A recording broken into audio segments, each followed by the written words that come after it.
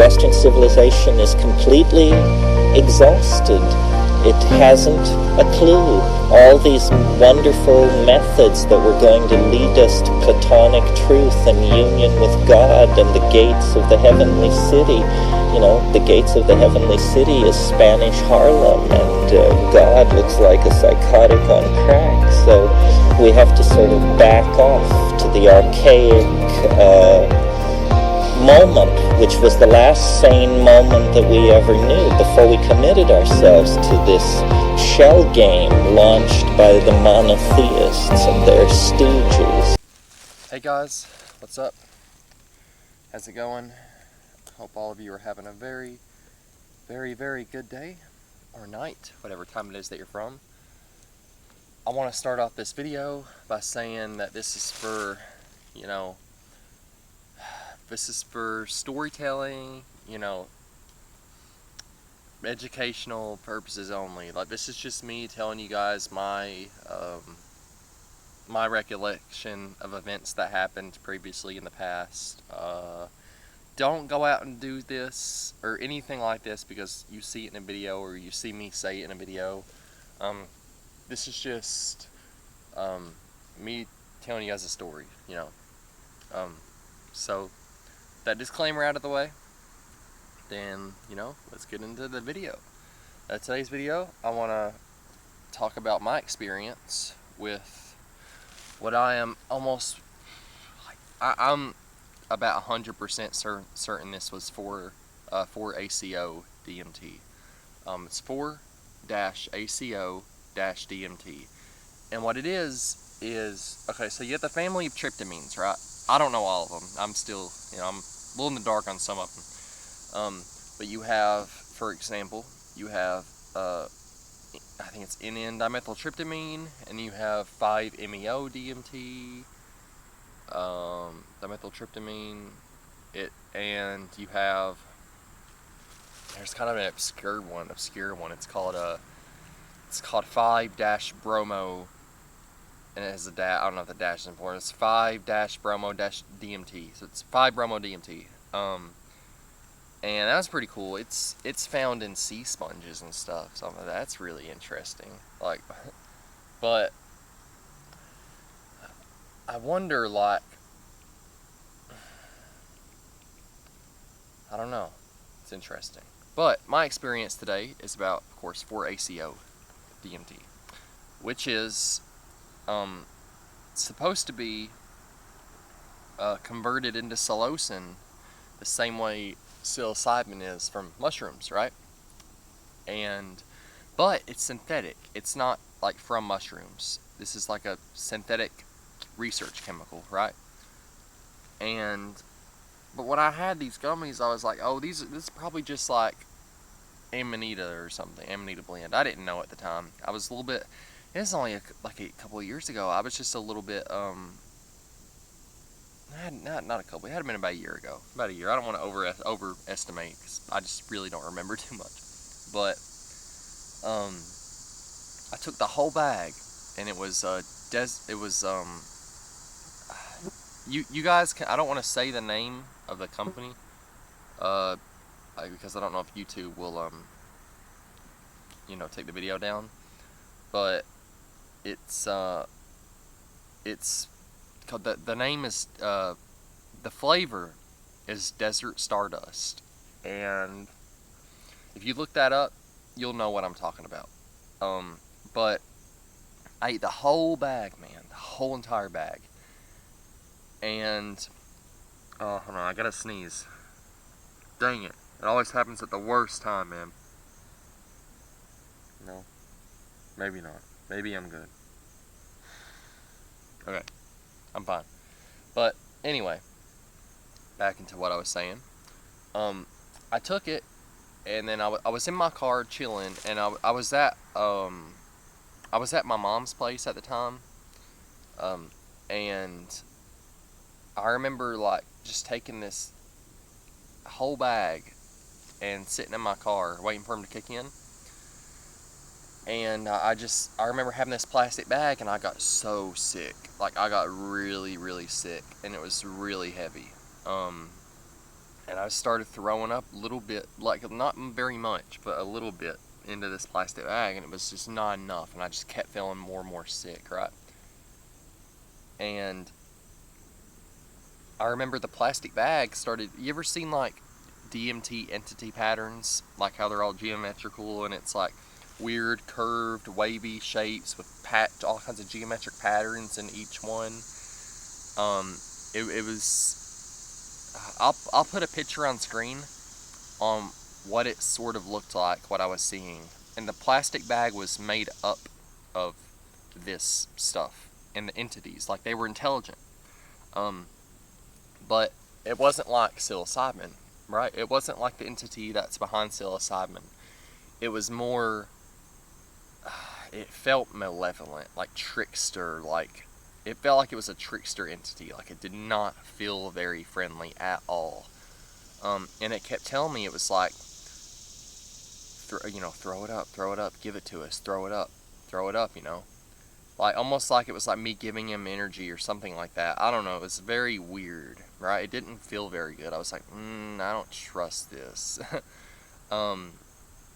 They did not feel very, very nice.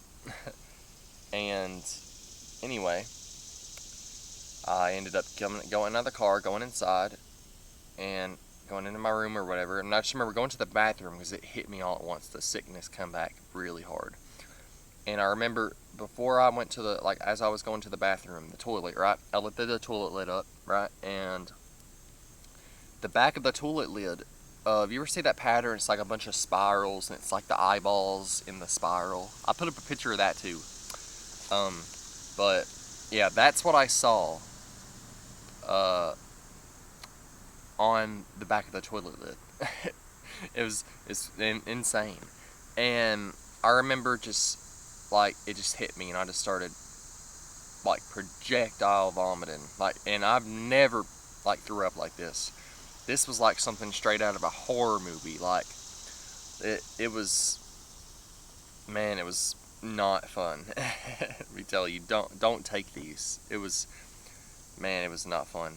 But I was like projectile vomiting non-stop, and it was like straight just not very good. It was not a very good time, man.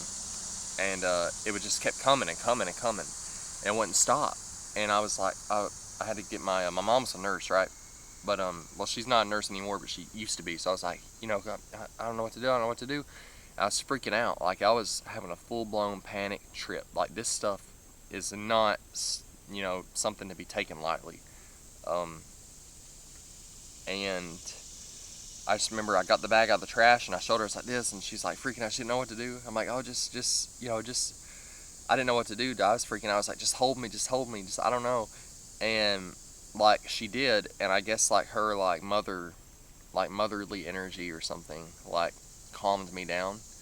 Like, it was like it brought me back down to sort of baseline a little bit. Well, not baseline, it brought me out of that panic state I was in. Eventually I stopped throwing up, right? I was fine. But I was freaking out. I was like, call 911. Oh, God. Call 911. It was horrible, man. I'm laughing about it now, but it was not funny at the time. And eventually I went into the room and I laid down, and she was in there sitting with me, and like, I was telling her all this stuff, and I was like making like predictions, like these just predictions and premonitions just kept flowing into my mind. I probably don't remember half of them, but it was just like boom, boom, boom, boom, boom, boom, like, and it was like very vivid, like premonitional, I don't know if that's a word, but it was very, very, very realistic, the visions that I was having. And I had a vision, on one of them, it was like a street. I won't go into some of the predictions, because I just, there's some things I just don't want to mention about it. I'm sorry, I just can't right now. But I did see a vision, and it was a street, and I'm pretty sure this was in the United States. And the vision was like, on every street, everywhere, I mean, it was as far as you could see were red flags, just solid red flags on every street. It was like each house, and there was like flags everywhere, but red ones. It was like it was, I don't know, it did not feel good. It felt very bad and negative. That's the feeling I got from seeing it. It just felt like ominous. Ominous. That's a good word. It felt very ominous. And man, the visuals I was having were insane, like geometrical patterns and stuff. It is nuts, but it was not a good time. It felt very fake. Like it felt like a fake version of psilocybin, but it was more on par. Like the come up and the peak felt more akin to, like, I don't know, like LSD or something. That's kind of what it felt like to me, and it was just a very hectic, wild trip, and I just wanted to talk to you guys about it and let you guys know that, like, oh man, that synthetic stuff, man, like, I don't know, it's just, I don't trust it. It doesn't, anyway, I think there's an entity behind, I'm gonna sound like, again, I'm gonna probably sound like Terence McKenna, there's an entity behind. Well, I feel like there's an entity behind each, like, psychedelic molecule and stuff like that, or something, like some sort of entity. The psilocybin one, like Terence says, it's like, and rings true for me too, it forgives you, it's nice, it wants to be your friend, it wants to teach you and show you things and help you. That's psilocybin. That's like my experience with psilocybin, but these other things, it's like these other tryptamines and synthetic ones and stuff like that. Anyway, at least in my experience with the 4-ACO, it felt very fake and trickster-esque. The entity behind that did not feel very friendly. It was very intelligent though. It was very, very, very intelligent, and it knew exactly what it was doing. I will say that. But yeah, that's my story. But another thing with, like, I noticed with psilocybin is, like, if you're on it and you're having like a bad time, or it's like too strong, you can ask it, like, say, you're gonna have to tone it down a little bit, man. You guys are gonna have to tone it down for me, calm it down a little bit for me, okay? And it will. At least from my experience, like, I was in the shower one time tripping really hard on a mushroom, and I just remember it was like everything was breathing, everything's colored. It was like getting really heavy. Like I was getting really, I was loaded. I was really loaded, and I was like, it was just too much, and I was asking the mushroom, I was like, can you just calm it down a little bit? Can you, like, tone it down just a little bit, And it did. The colors and everything kind of went back to normal. Everything. It just went. It's like it took it from here. I could feel it happening, and after I asked it, it went.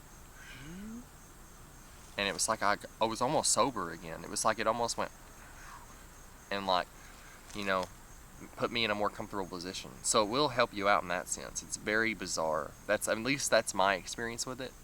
Again, this video is for, of course, storytelling purposes only.